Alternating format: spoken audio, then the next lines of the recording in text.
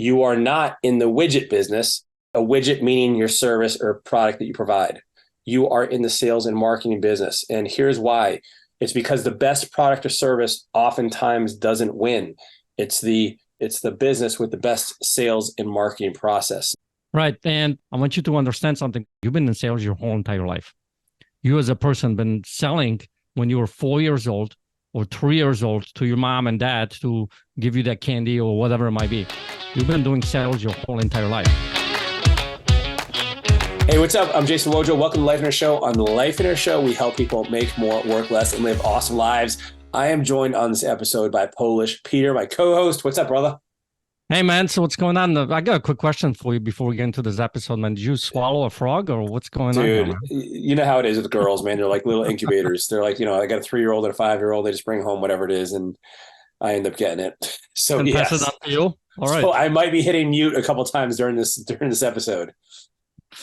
All right. Well, what are we talking about today, dude? Dude, I'm super excited. So you guys know already we have our Business Builder Workshop. This is 3 days of jam-packed content. And one of our first versions of this event, and by the way, if you're in business, like you're constantly reiterating and retooling and tweaking your improvement, your offer to improve it. And so when we first created the content for this event, Peter and I put in way too much stuff. And we had like 5 days worth of content. You'd have to spend like a week with us to get through all this stuff. And so we had to strategically decide, what pieces were going to stay, what pieces were going to go, and when we're going to give, we want to give all the content because it's great content, but we weren't able to fit it in those 3 days. And so we had to create special sessions, and we have to do bonus sessions for people. And one of those bonus sessions, we cover the top 10 guiding business principles that any business owner, regardless of industry, regardless of experience, niche, size, these are things that are applied to you and your business. And so what we're doing is we're going to take that bonus session that is typically only available to Business Builder Workshop participants, and we're going to share that in a series. We'll probably do 3 episodes on this because we're not going to be able to dive deep if we really just slam them all into one episode. And we're going to do like a 3-part episode on guiding business principles, man. Now that you asked, you asked and you got the answer. Yep. Or we can just take that 3-hour content and just squeeze into a half an hour podcast. Or we could just do like a 4-hour podcast. That's fine too. Like, I don't know if anybody would listen past 10 minutes, but that's fine. Check out, I think, up to the first 20 minutes. So let's go to the first principle, man. All right, well, here we go. So first of all, I want to say this. Unlike most of our episodes where you can listen, and you can still just listen, you'll be just fine. But we are actually going to show the slides as well that we use for the bonus session for the event. And so if you want to find us on YouTube, if you typically listen to this on Apple Podcasts, and that's fine too, we'll talk through it anyway. So it's not like you're going to really miss out on any of the core understanding or principles. But if you want to follow along visually, then head over on to our YouTube channel. If you just find Lifeonaire, you'll find the Lifeonaire Show, and you will see the slides as well. If you're a visual person, you'll enjoy doing that. So here we go, man. Let's kind of go through these. Go ahead. As you're pulling this up, those of you who are driving, don't be going to YouTube right now, okay? Yeah, disclaimer. Yeah, do not crash your car. Right. All right. So first, we're going to kind of go through an overview of each of these. We'll give a 1-sentence summary of what they are, and then we'll kind of dive into each of them individually from there. So the first one is that your business needs to fit your personal vision. We're huge fans. We're advocates of life first, business second. When you do this, we also believe your business, there's so many things here that will affect your success rate in business and your ability to have both a life and business you want. And so that is the first one. It must fit your personal vision. What's number 2, man? So do we want to go through them right now a little bit? No, man. We're just gonna go through them. So the second one is, all right. So the second one is treated like a business, not a hobby. A lot of people, investors, and business owners, sometimes when they start doing it like a side gig, they treat it like a hobby. You got to treat it like a business. To explain what that means. Yep. And then we will have one more on this episode, and we're not going to go past number 3, which is you are in the sales and marketing business. You're in the sales and marketing business. So we're going to cover only 3 today. Number 1, must fit your personal vision. Number 2, treat it like a business, not a hobby. And then 3, you are in the sales and marketing business. So that's what we're going to cover here, man. That's what we're going to talk about over these next couple episodes. And so let's dive into that. Okay, man. So the first one is must fit your vision. And so the first thing here, this is what people forget, man. Like the whole reason you go into business is to have a better life. Nobody goes into business to have a worse life.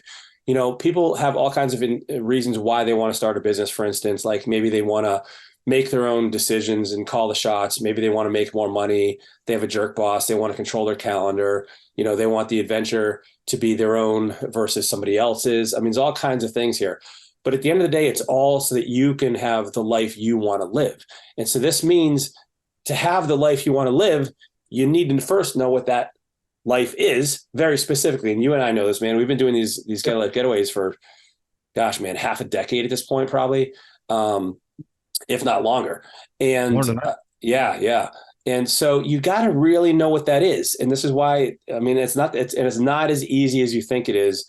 And man, I'll tell you, like, it becomes very apparent to me very quickly, and probably the same for you, is like when you start talking to someone and you ask them what they want their life to look like, and they really don't have a tangible idea. Like they have maybe some vague generalities and some cloudy kind of like thoughts, but they don't really know, which it makes it really hard to accomplish. Now, the other thing that is challenging here too is like, when you don't know what that looks like, well, how are you going to create a business to serve that life?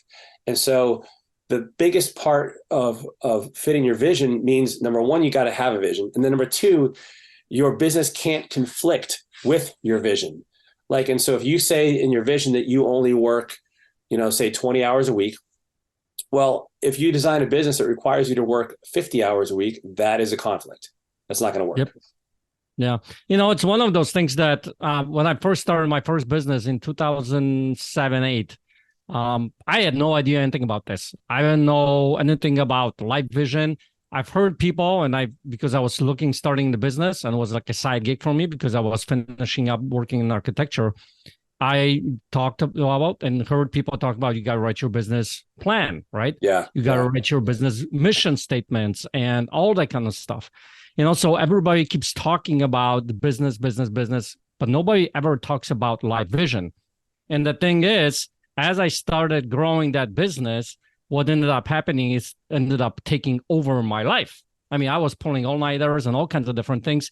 And I think truly believe the number one reason why that was the case is because I didn't have a clear life vision. I didn't have what it looks like for me to live my life. So when we were talking about the life vision, we bring people to the Get a Life getaways.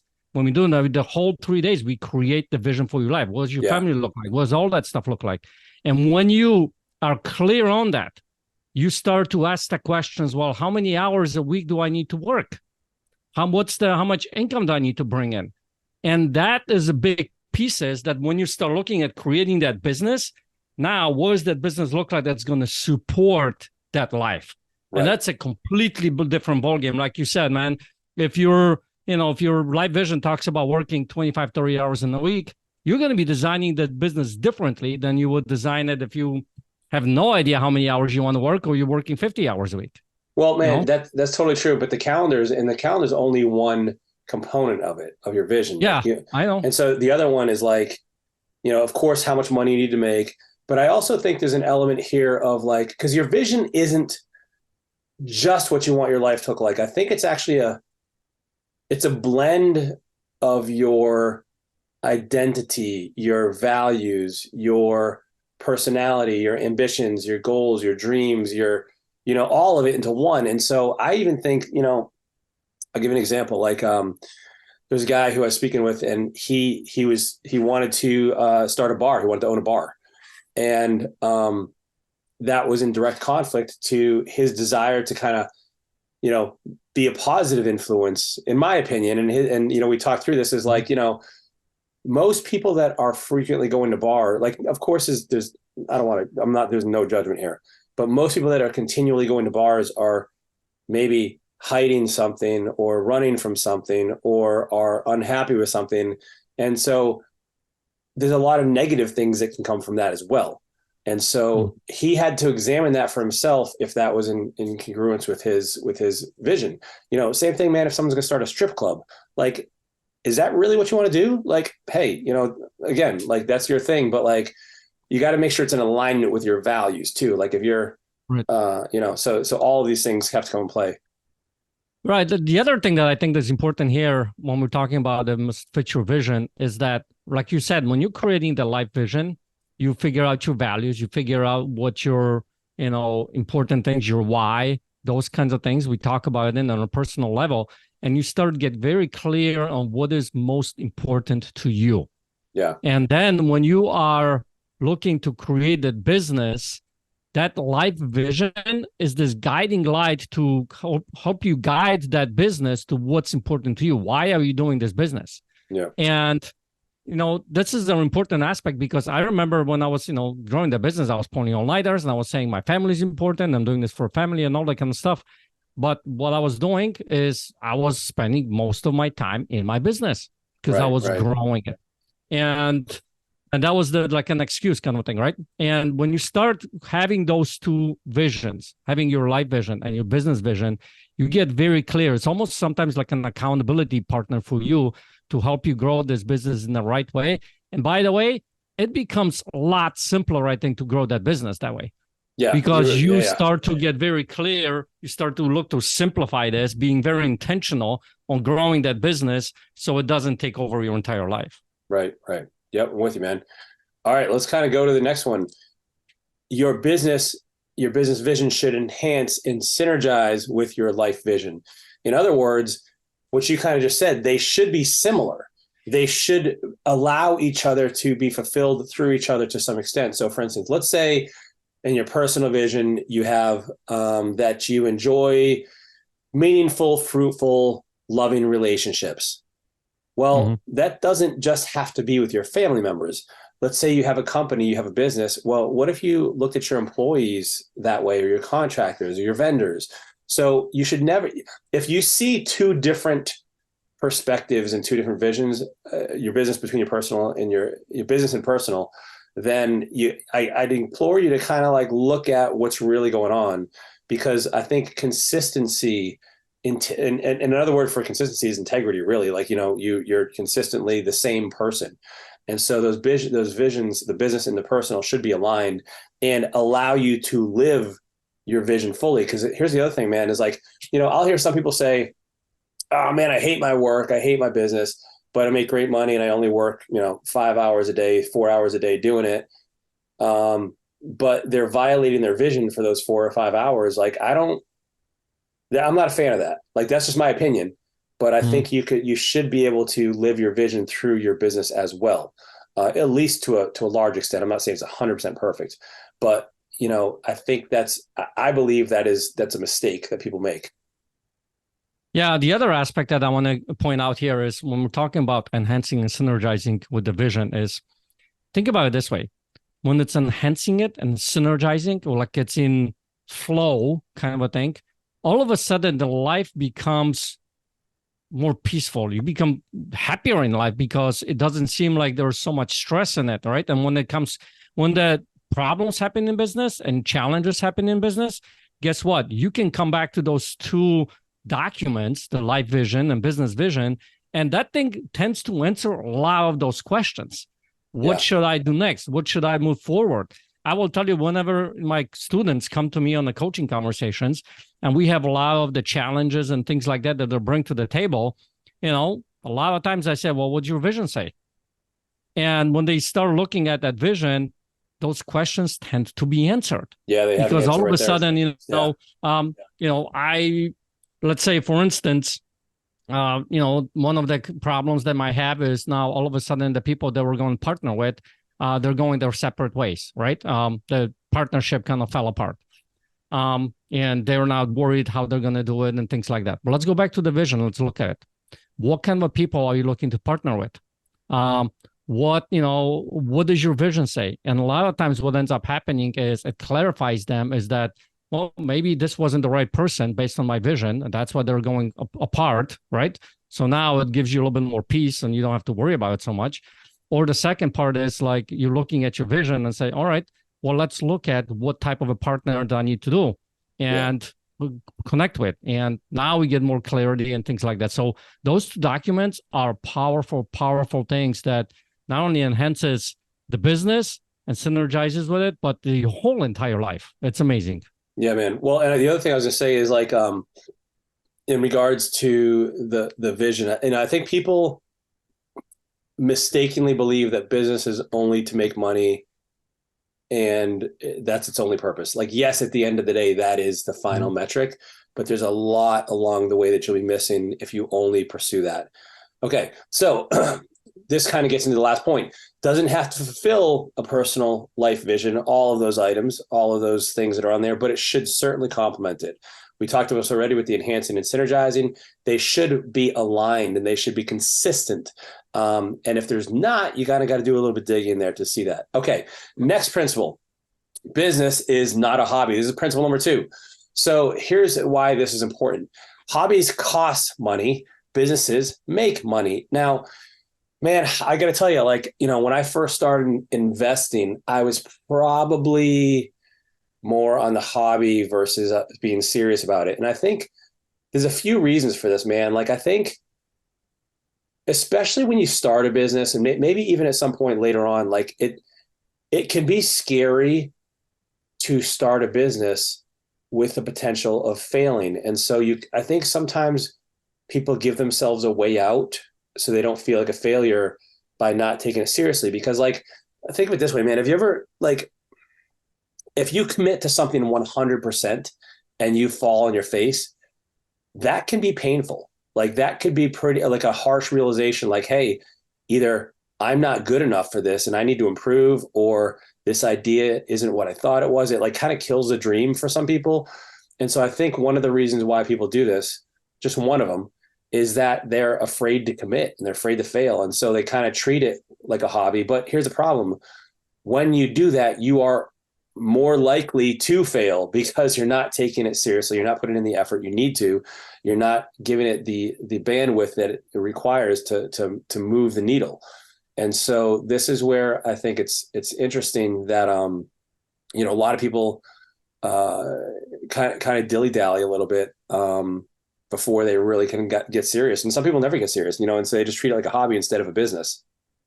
Right. And to your point, I mean, based on, you looking at you right now, looking at your face, looks like you fell forward a lot. You fell on your face a lot. I thought you were talking about my Disney Princesses cup here. But that's another thing, This is my daughter's cup, bro, and I just keep using it. For those listening, that's a good excuse. We got it's Ariel, how you and put we got that cup on the show. Yeah, what are you trying to push here, man? I don't know who else is on here. I don't know all Disney princesses.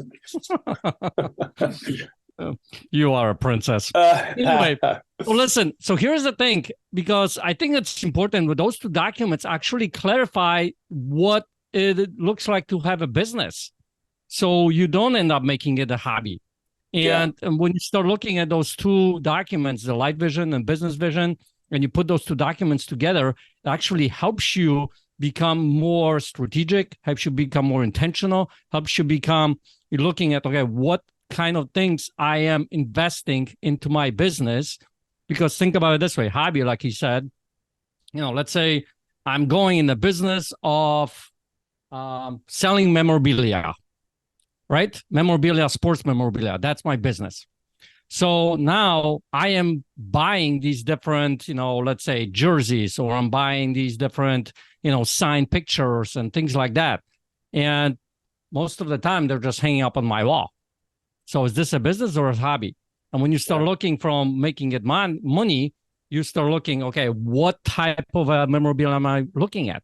Am I investing in the ones who are worth a lot more money? What's the one that is, doing very well, like that's in demand, right? And how do I go and put the process in place to make money on that and things like that? You start looking from it from a different perspective, and it makes a whole lot of difference. Hey, we'll get right back to our episode, but before we do that, we want to tell you about something super special and important that I want to make sure you know about, and that is our Lifeonaire events. There are 2 in particular that I want to draw your attention to. One is called the Get a Life Getaway, and we've been doing this for almost 15 years now. Peter and I have been doing this together for about 8 years together. And then we have our Business Builder Workshop. And this is why it's so important, because if you don't have the ideal life you want, guess what you need? A vision. A vision is something that we create at the Get a Life Getaway. And listen, it takes us a full 3 days to do that.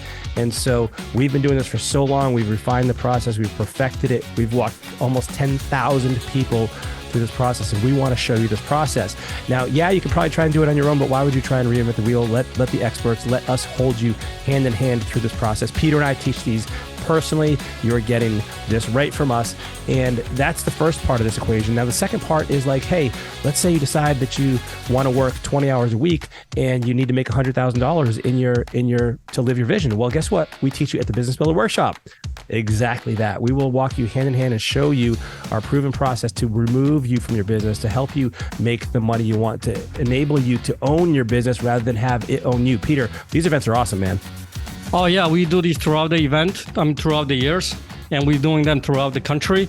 So head over to one of these events because you'll be surprised how amazing it is to write your vision for your life. I wish somebody would have told me this 10 years ago to do that. When I came here to this country, I had no freaking clue what a vision is, whether to actually write it. So the fact that you're sitting here on this podcast and hearing this message, I would encourage you that this is something that you would go ahead and do that sooner than later. So how do they go about doing that, Wojo? Well, and Peter, not only that, but we have a very special offer for them. Because you are a loyal podcast listener, I know you're tuning in every single week, hanging on every word. You've given us reviews, ratings, thumbs up, told your parents about it, your mom, your dad, your dog, your neighbor. We are giving you a 50% off, 50% off special offer. So you'll go and choose either the Business Builder Workshop or the Get a Life Getaway. Like Peter said, we do these all over the country. We do about a half dozen of these events per year. And when you check out, after you choose which event you want to attend, then you will enter the promo code PODCAST. PODCAST. Podcast is your promo code. You'll instantly get 50% off. And we will see you at an event soon. Now, here's my advice. Don't wait to attend this. Don't wait to register. Put it on the calendar now. Go right now. Pause the podcast if you have to. Go open a browser. Go to lifeonaire.com. Enter that podcast promo code at checkout, and we will see you at an event soon. Let's get back to the episode. Dude, I am super impressed that you used the word memorabilia. Because I know that I'm very, hey, you know what? I'm very impressed with that. Actually, this is not just a pretty face here, okay, man. Right, yeah. Sometimes the big words come out of my mouth, and try not to complexify things. What? Another. Don't use my word. Don't use my word. Who came up with that? By the way, for those listeners who are listening to this podcast, still, all three of you, you know what the word complexify means. If you can find it in English language, send it over to us, okay? Because Wojo came up with one of the events, Complexify, and I'm like, what the hell? The what? Literally complexified English language. Right, that's right. Well, all right, so come back, squirrel. Yeah, we're back. So, but yeah, dude, I love that example, and also like I think of like I've shared this story a bunch, where when I first started going to a RIA. There was this guy who sat in the front row. He wore a suit. He had glasses. He looked like he was all put together. He had all the answers for the speakers, and and people would kind of crowd around him during breaks and asking questions, and he had all the answers. Like he sounded very intelligent. Now, by the way, I'm a newbie. I don't know if it seems like he knows all the answers. And then one day, I finally work up the courage to go speak with him, and we start talking. And I'm like, hey man, like wow, like you're really. I'm like, and I basically, after a couple minutes, asked him, like, so how many deals have you done? And he'd never done a deal. And he'd been coming to the RIA for years.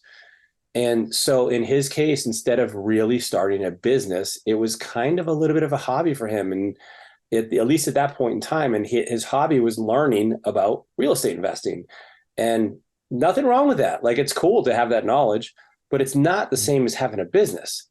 And so you got to really do the hard things and commit to doing something with it, and take it seriously. Like the other part of being of a hobby here is, and this is the next point on the slide if we're looking at it with us, is you can be a business owner or you can pretend to be one. And that story is a perfect example of it. Like the other thing that I see as well as a lot is being a business owner.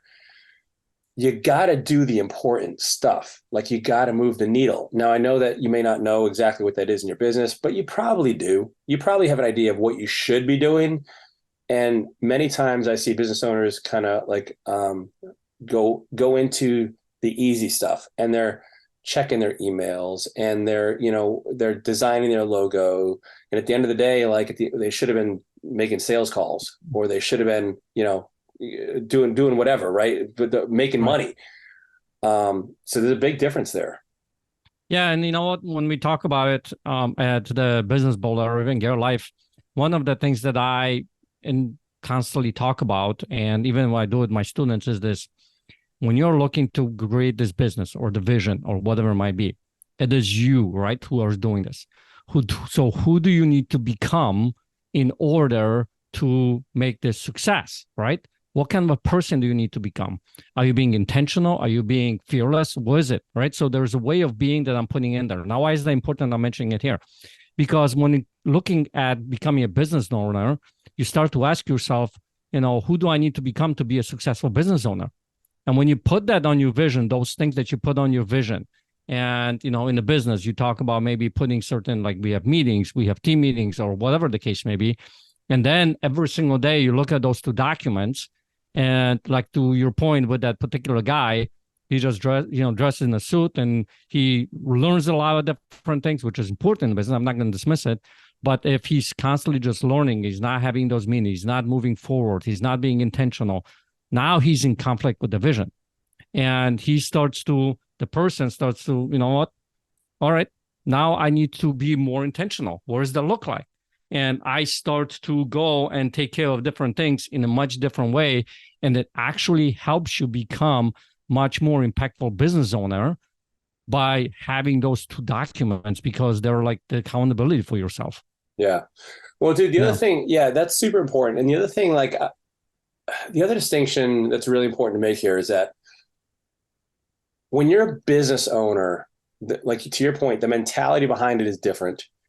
And you do it even if you don't want to do it, or even if you don't feel like doing it, and you're consistently doing it. So for instance, like when it's a hobby, like let's say I'm a hobbyist guitarist, right? Like, I play at church, but I'm not a professional musician. So I can kind of, dude, I think that is my other second call. That would have been my second calling. I think I'm pretty sure that's what I was meant to be doing if it wasn't for Lifeonaire. But anyway, so I can choose not to pick up that guitar for a couple of days. I don't have to. Like I can go a week without playing it if I don't feel like it. When you're a professional, you pick it up every day and you play it and you practice and you run scales and you're doing riffs and you're doing, and that's the difference between a business and a hobby. Like if you're going to be successful, you got to dig in and do the stuff that it takes to be successful. So I'm going to put you on the spot, Ryan. I'm going to ask you a question. Yeah. Is the guitar playing on your life vision? No, I don't think it is. Like I just love doing it, but I don't think I ever put it on my vision now that you say that. Okay. And obviously the guitar playing is not on your business vision. Right. Well, the point I'm trying to make is, the guitar has been so ingrained with him, right? I mean, you've been doing this since the cows came home. Yeah. I've been playing guitar for almost 40 years. So it's just, you are doing it. But the thing is, notice like the hobbies will be going on your life vision, because there is an area you can start putting in there, what are my hobbies, what I want to do. Yeah. But they're not going to be on your business vision. So when you start looking from that perspective, all of a sudden, you know what's what and what's not. Yeah, man. So, all right, next thing. This is around the mindset of in the difference between a business and a hobby. You have to have the discipline, the persistence, and the patience to do the things you need to do. Exactly what we just talked about a second ago. Right. When I'll give you an example, man. Literally yesterday, it was leg day, right? And so leg day for me is the hardest day to work out, like because, and if you've worked out, it's always like legs is the hardest day. And for me, I knew what I wanted to do was leg extensions, right, and leg press. Mm-hmm. What I knew I needed to do is squats, which is the hardest exercise for me. Yeah. And I'm like, crap. And I wrestled with myself for a couple of minutes. And I'm like, all right, if I don't do this, I'm going to feel like awful. I'm going to feel terrible. So I started doing it, and I had an awesome workout. But you have to give yourself the discipline. When there's that thing in your business that you don't want to do, but you know you need to do, you got to do it. you have to be patient. You have to understand the process. You have to be willing to commit, like, to making these changes part of what you do on a regular schedule. Right. And so I think, if you just like lackadaisically I guess I'll work in the business a little bit here, and then, I'm not sure that you're going to get the results you're looking for. Now, I'm not saying that business has to take over your life at all. I'm just saying you have to take it seriously. Yep. So, interestingly enough, yesterday I was doing leg days too. Dude, so, boom. Well, Now you did do leg extensions. Yes, I did. And I did squats too. All right. So there we go. Anyway, but here's the thing, man. Think about this with discipline, persistence, patience. We talk about at the Ghetto Lives and the Business Builder about morning routines. Yeah. So one of the things that you're going to have to start putting in there, and you start looking at those kinds of things, is like, okay, what does my morning routine look like? What does my meetings look like for my business? Yeah. What do I do every single day towards my business? It's just 1% better kind of a thing. What am I putting into that? And when you start putting this on those documents, guess what? Whether you want it or not, whether you realize it or not, if you just start implementing, you're going to get better every single day.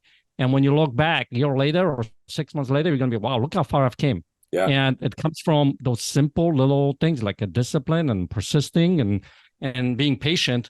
And think about it this way too. When you have that business and when you know that it takes patience, because hobby, I think a lot of it has to do with there is some instant gratification to it, right? When it's a hobby. Business, you start to look at it from a different perspective. It's not going to be overnight kind of a thing. It takes time. So when you have that in place, you operate more of a long-term game as opposed to like a very short-term game. Yep, totally, man. And then lastly is, I think this is important as well for business. And, this is for me personally, like part of like who I am as a person.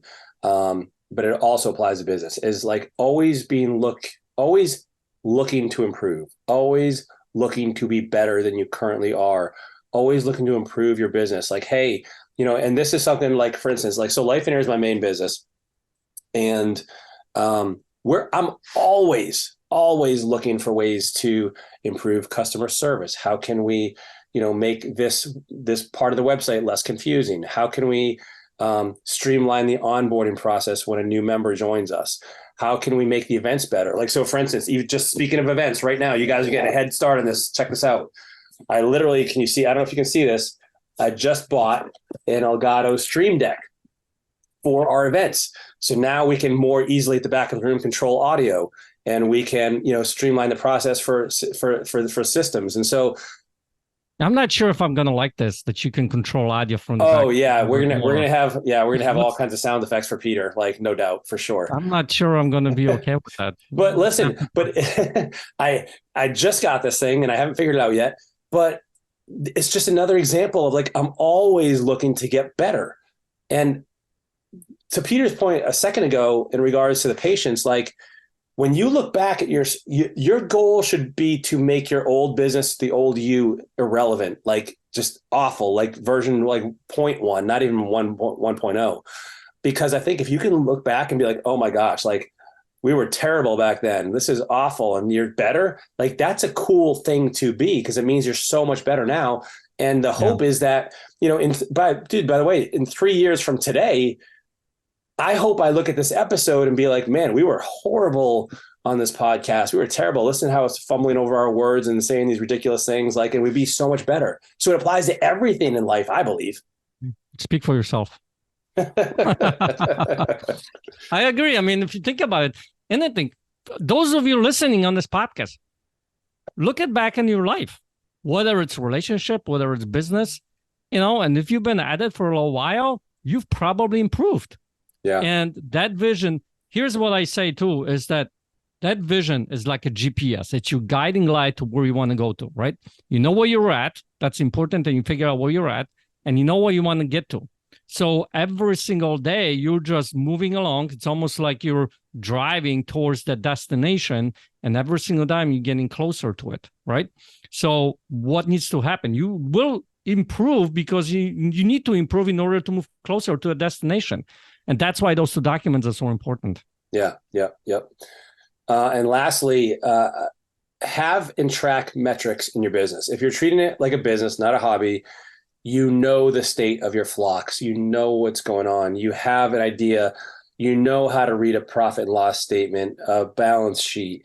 You're tracking like your net income, you're tracking your gross income and your operating income. You're looking at expenses. You're kind of like making sure things are lining up. You're not just running your business in a spreadsheet. You have QuickBooks or some other accounting software. You're basically just taking it seriously. Right. And you start to look at which metrics that you need to measure in order to get to that GPS, to that end result. Because you can't measure every single metric. You got to be very strategic and intentional which metrics you're going to measure. So again, the vision, look at that again, right? It just comes back again. What metrics do we want to measure? And it's going to be different. Like think about my hobby, a memorabilia thing. What metrics do I want to measure there? Well, I want to measure what is the profit margins on those memorabilia that I'm selling. Or if you didn't know that, if you were just treating it like a hobby, you would just look at like, what's the most popular people that I want to get, right? That doesn't necessarily mean that they're going to give you the most profit. But when you start looking from that perspective of a business and look at the metrics, the KPIs, all of a sudden you start dialing in to the numbers and the things that are going to actually help you grow that business. Yeah, we spent some time with this business builder workshop as well, for those who aren't familiar with this. All right. And so here's the last one. This is the principle, the guiding business practice that you are in the sales and marketing business. Now, that may seem strange to you. You're like, what are you talking about? I'm a plumber. What are you talking about? I have a retail store. What are you talking about? I'm a real estate investor. I want to encourage you with this. You are not in the widget business, a widget meaning your service or product that you provide. You are in the sales and marketing business. And here's why. It's because the best product or service oftentimes doesn't win.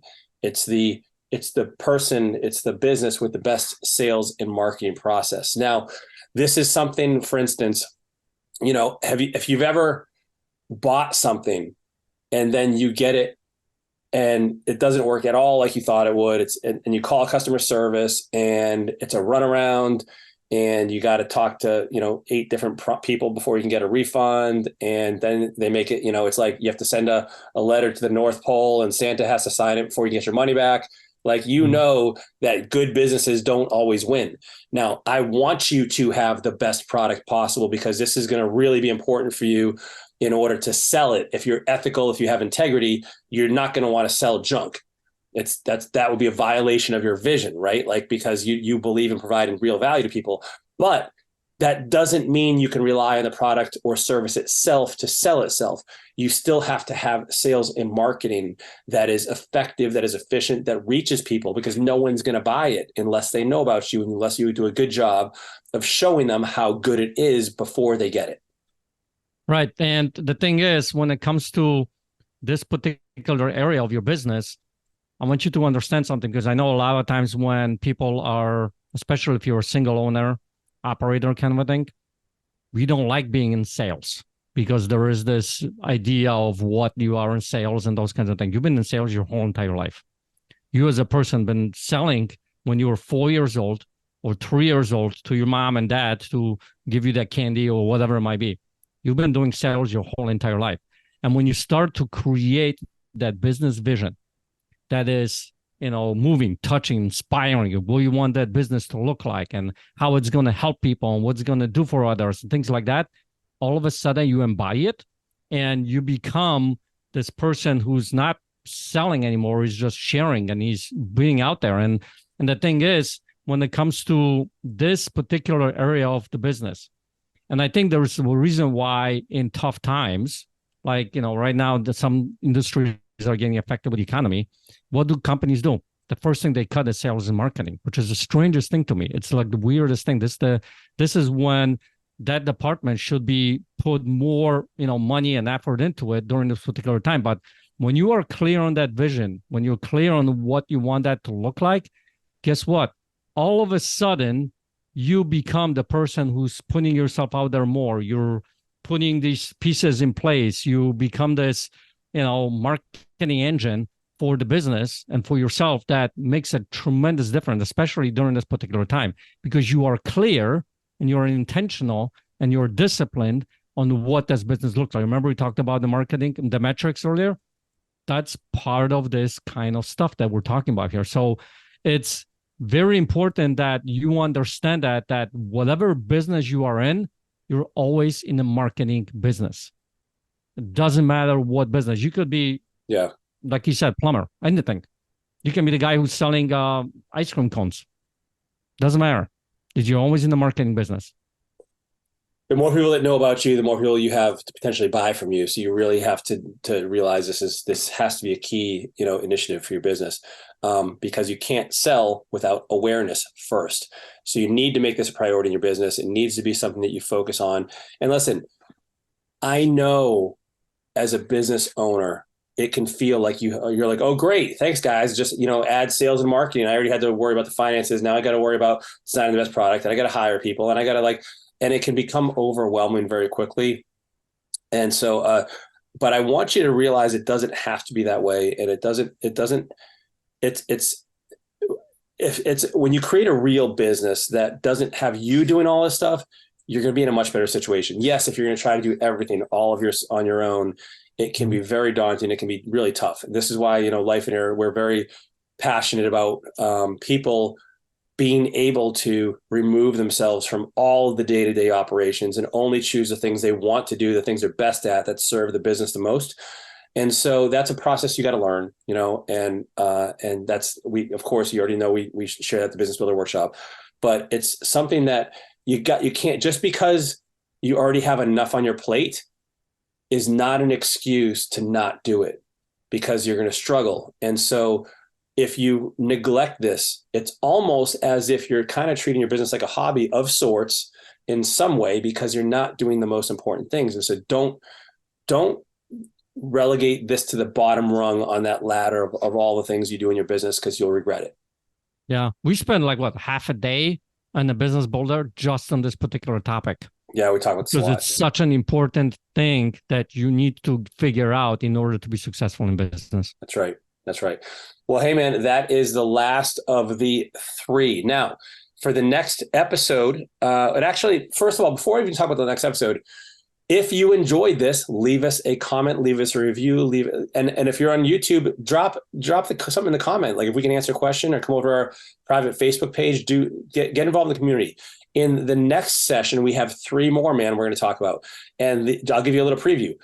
Number 1 is profit is the priority. It's not going to be revenue. It's not going to be any other number. That's where we got to focus.